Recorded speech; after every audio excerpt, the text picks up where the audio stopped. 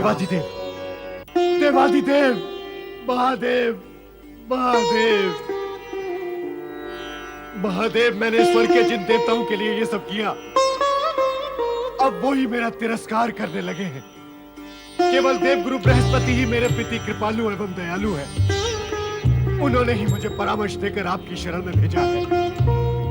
मेरा उद्धार करे महादेव, मेरा उद्धार करे महादेव, मेरा उद्धार करे।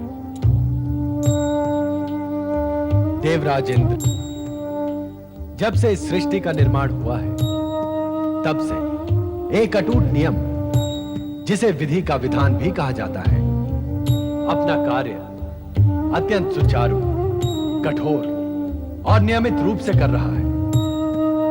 जगत के सभी प्राणी इस नियम से परिचित हैं, किंतु सुख और स्वार्थ की कामना में वे इस नियम को तोड़ते हैं और सुखी होने की अपेक्षा दुखी हो जाते हैं। प्रभु, आप किस नियम के विषय में कह रहे हैं? यही कि छल, कपट, षड्यंत्र, अन्याय, अनीति, इन सब का दुष्परिणाम प्राणी को भोगना ही पड़ता है।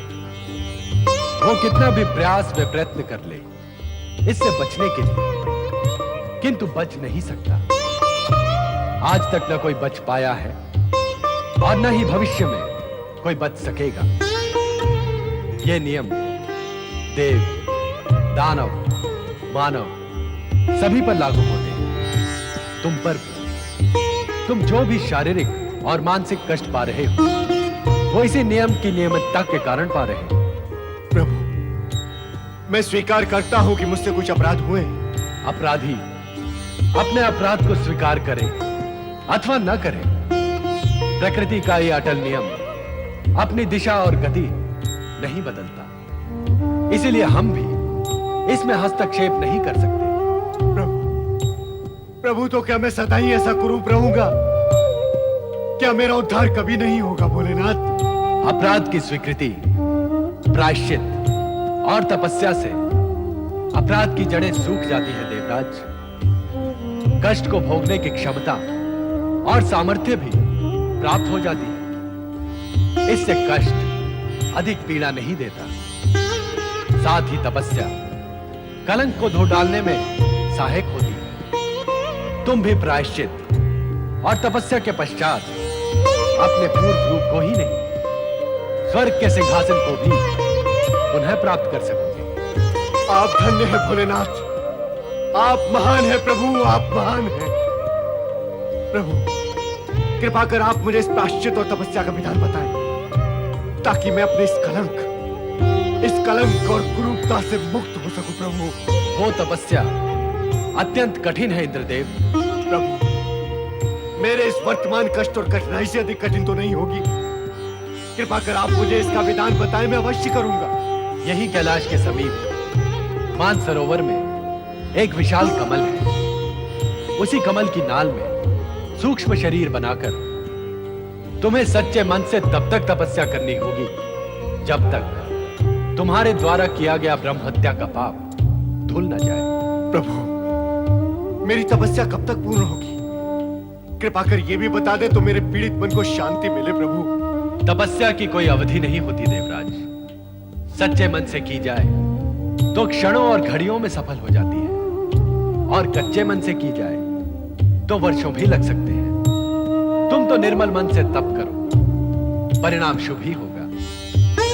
अब समय नष्ट न करो, अपने साध्य की ओर बढ़ो।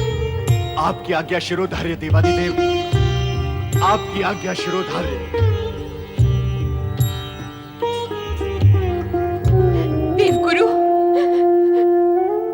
मेरे स्वामी के साथ इतनी अप्रिय दुर्घटना घट गई है और आपने मुझे बताया तक नहीं। कृपया बताएं देवगुरु, इस समय वो कहाँ हैं? वो भगवान शिव की शरण में गए हैं देवी सच्ची, और तब तक स्वर्ग नहीं लौटेंगे जब तक ब्रह्म हत्या के कलंक से मुक्त नहीं हो जाते। मैं इस संकट के समय उनके साथ रहना चाहती हूँ देवगुरु। कृपया अपने दिव्य दृष्टि से देखकर बताएं कि वो अब कहाँ हैं। मैं अब एक पल के लिए भी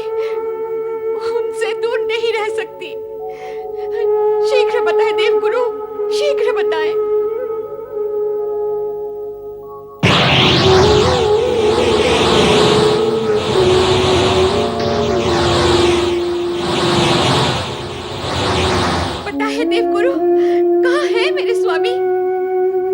वे कहां हैं? ये बताना शिव इच्छा के विरुद्ध होगा देवी सची। आप माता शक्ति की आराधना करते हुए अपने पति की प्रतीक्षा करें। माता ही आपके उद्विग्न मन को शांति प्रदान करेगी।